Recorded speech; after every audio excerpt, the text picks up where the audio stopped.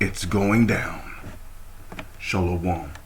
First and foremost, giving all praises, honor, glory, respect, and blessings to Yahweh, Bahasham, Yahweh Shai, Bahasham Rachakwadash. Salutations to the Lord's elect on the four corners of the earth, pushing this truth and sincerity while patiently waiting for Yahweh Shai's return. And double honors to our apostles and elders of Great Millstone, which have taught us everything we know through the spirit and power of Yahweh, Bahasham, Yahweh Shai. And welcome to another series of It's Going Down, being brought to you by the spirit and power of Yahweh, Bahasham, Yahweh Shai. Fuel shortage may force country to shut down public transportation. And at this point, it should be obvious as to why they're going to shut down public transportation. Because let's face it, if a vehicle don't have any gas to run on, what's the point of even having it? You might as well just let it sit somewhere until gas prices go down, right? Or not even gas prices. You know, they're talking about a fuel shortage. So apparently there is a shortage of gas. But as always, I always have to mention gas prices as well. Excuse me, because that's been one of the main talks in the news lately. Gas prices surging through the roof. You know, gas prices this, gas prices that. You know, it's practically ongoing. But aside from that, now we're hearing things about a fuel shortage, which I believe Europe is actually suffering from that, because unlike their neighbor Russia, who produces a massive amount of gas, Europe is not really a country that produces gas or oil to support its nation. Otherwise, they would not be so heavily dependent on Russia when it comes to oil or gas. It says excuse me. Sri Lanka has halted sales of gasoline to residents for 2 weeks amid severe, notice how it says severe fuel shortage. That means the amount of fuel that this country has, if this country was to provide fuel to its citizens, more than likely it would either last a month or maybe a little less than a month, or maybe a month and a half. But after that, there'll be no more gas, no more fuel. And let's face it, fuel is not the only thing that support vehicles.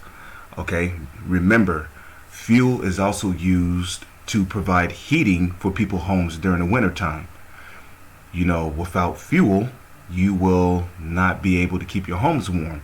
Not unless you have a electric furnace that connects electrically to your home, which in turn kindles a flame which provides heat to the rest of your house.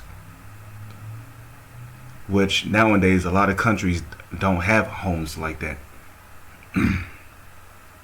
But it says here, the Cabinet of Minister spokesman Bandula Gunawardane announced on Monday. The cabinet ministers decided to issue fuel only for essential services. The word essential means vitally important. So if it's not vitally important, according to the government, they're not going to give you fuel. Okay? And fuel is needed to provide these semi-trucks with the ability to drive throughout the country to deliver food to grocery stores, right? Food, merchandise, clothes, jewelry, those things of that nature. So fuel will more than likely be used for truckers who need to deliver food to these different department stores. And don't be surprised if even they get denied fuel, because we're living in serious times, you see. It says from midnight today, June 27th, which was technically yesterday, until July 10th, it says Gunawardane told reporters as cited by a number of news outlets. According to the official, fuel will only be supplied to essential services such as healthcare, agriculture, and food transportation. As I mentioned earlier, food transportation. Gunawardene also warned of a potential public transportation shutdown in the coming days. That means a lot of people who depend on buses to get to work may have to look for a new job. So it's going to start getting really hard for people out there. A lot of people use buses as transportation to get to work. So, yeah,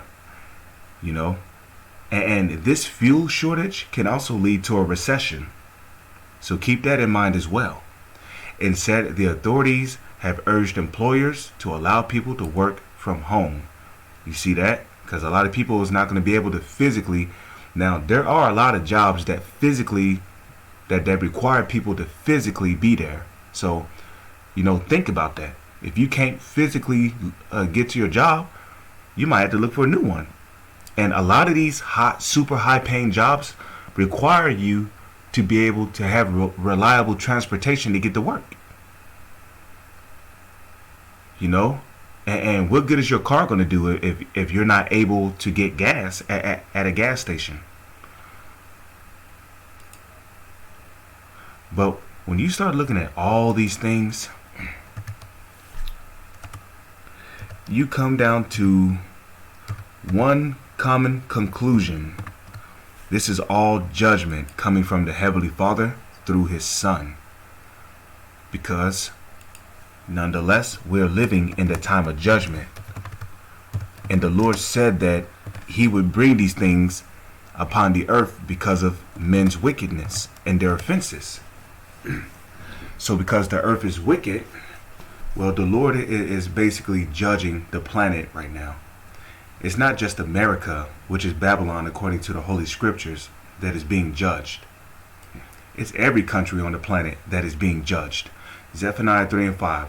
The just Lord, whose name is Yahweh, the name of the Heavenly Father, is in the midst thereof. Okay, He will not do iniquity. Every morning doth He bring His judgment to light. He faileth not. Right, and here's the proof that the Lord faileth not. The fact that there is a severe fuel shortage going on in Sri Lanka is proof that the Lord faileth not when it comes to Him executing His judgment. Okay, but the unjust knoweth no shame. With that, I'm going to say shalom. It's on to the next one.